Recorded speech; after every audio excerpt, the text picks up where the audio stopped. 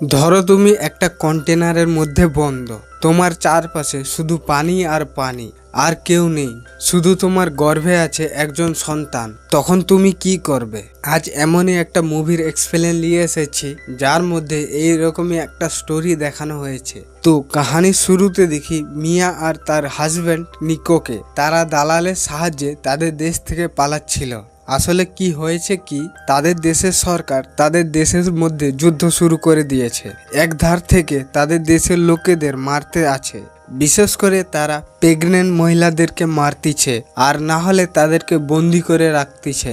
মিয়া pregnant ছিল, তাই তারা দুজনে দেশ ছাড়ার সিদ্ধান্ত নেয় একটা ভালো জীবনযাপন কাটাতে পারে। তো তারা একটা কন্টেনারের মধ্যে গিয়ে দালালকে টাকা দেয়। দালাল এদেরকে বলে এই টাকায় হবে না, আরো টাকা লাগবে। তো তার কাছে কোনো টাকা ছিল নি, তো দালাল তাদেরকে বলে তাদের হাতে যে ম্যারেজ রিংটা আছে সেইগুলা দিতে। তারা মজবুরিতে পড়ে তাদের হাতে ম্যারেজ রিং দিয়ে দেয়। এরপর তারা একটা কন্টেনারে গিয়ে বসে, সেখানে আরো অনেক মহিলা ছিল, তারাও প্রেগনেন্ট ছিল।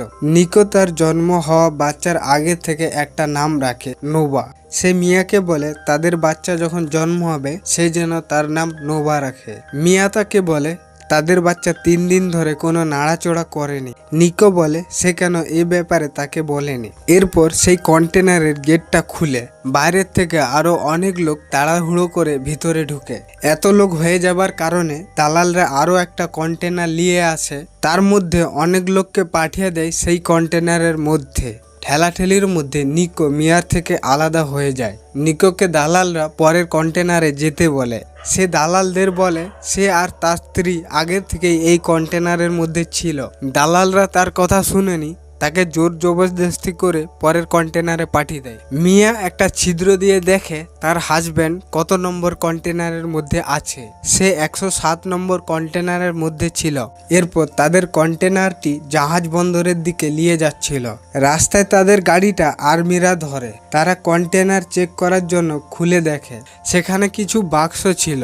সেই লোকটা ভিতরে গিয়ে কন্টেনারটা ভালো করে দেখে। সে লেবে এসে আরেক লোককে উঠতে বলে, তাকে বলে সে যেন শেষ মাথায় গিয়ে ফায়ার করে। সেই লোকটা তাই করে, সে শেষ মাথায় গিয়ে ফায়ার করে। ফায়ার করার পর বুঝতে পারে যে কন্টেনারের ভিতরে কিছুটা খালি জায়গা আছে। এই খালি জায়গার মধ্যে সেই মহিলাগুলো এবং মিয়া লুকিয়েছিল। তো সেই আর্মি অফিসারটা এদেরকে বলে বেরিয়ে আসতে, তাদেরকে কিছু বলবেনি, তাদেরকে ছেড়ে দিবে। সেখানে একটা বাক্স উপরে ঝুলানা ছিল। তো মিয়া কোনো রকম ভাবে উপরে উঠে যায়।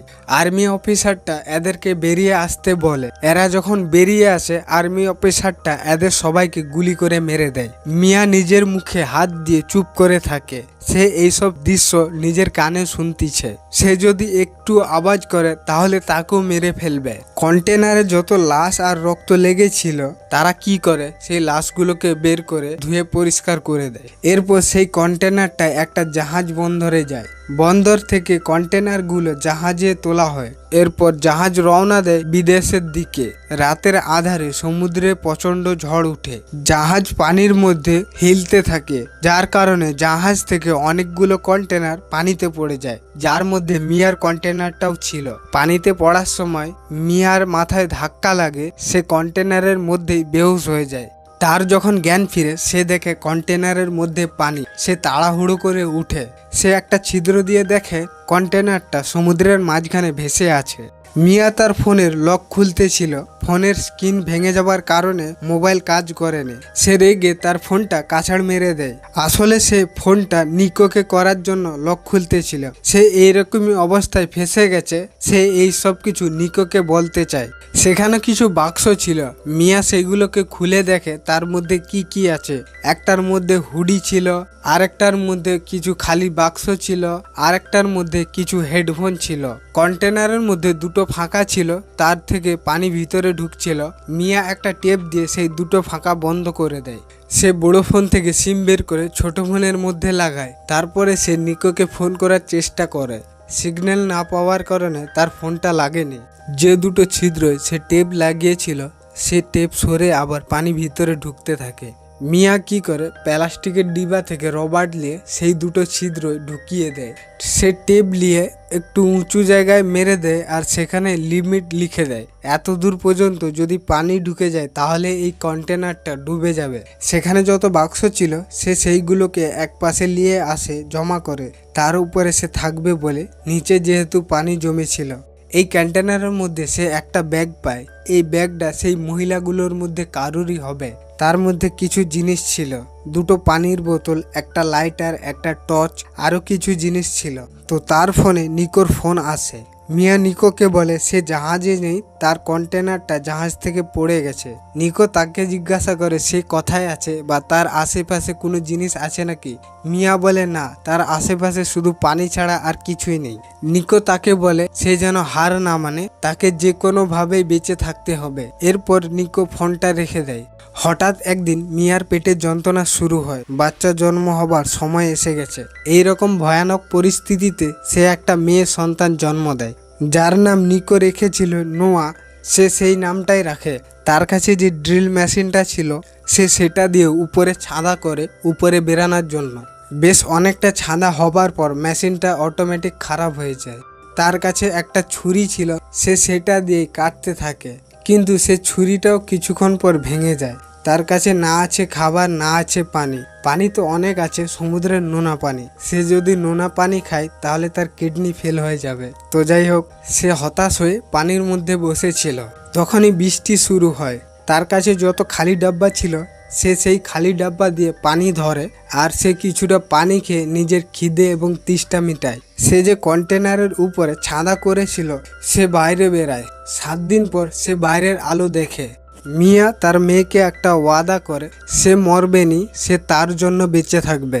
সে প্রাণপণে চেষ্টা করবে তাকে বাঁচিয়ে রাখার। মিয়া কি করে, তার মেয়ের ওয়েস্টেজ সমুদ্রে ফেলায়। অনেকগুলো মাছ সেটা খেতে আসে।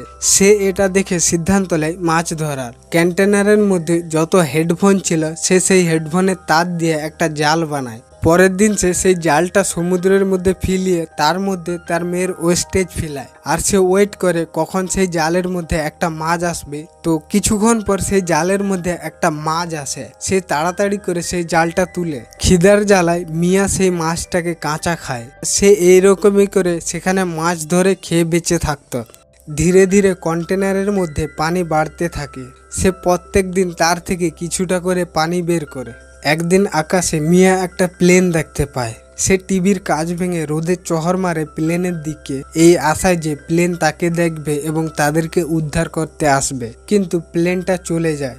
রাতের অন্ধকারে তারা দুজনে দাঁড়িয়ে আকাশ দেখছিল।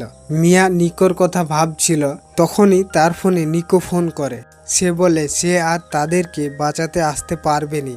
নিকোকে আর্মিরা ধরে নিয়ে গিয়েছিল। তো সে সেখান থেকে ছিটকিয়ে পালিয়ে যাচ্ছিল, যার কারণে আর্মিরা তাকে গুলি করে। গুলি লাগার কারণে তার শরীর থেকে অনেক রক্ত বেরায়। সে কিছুক্ষণের মধ্যেই মারা যাবে। তাই সে শেষ আলবিদা জানানোর জন্য তাদেরকে ফোন করে। মিয়াকে সে বলে সে যতক্ষণ না কোনো কিনারায় পৌঁছায় ততক্ষণ পর্যন্ত সে যেন হার না মানে। তো এরপর ফোনে চার্জ না থাকার কারণে ফোনটা কেটে যায়। মিয়া এটা শুনে আরও ভেঙে যায়। সে সেখানে বসে কাঁদতে থাকে।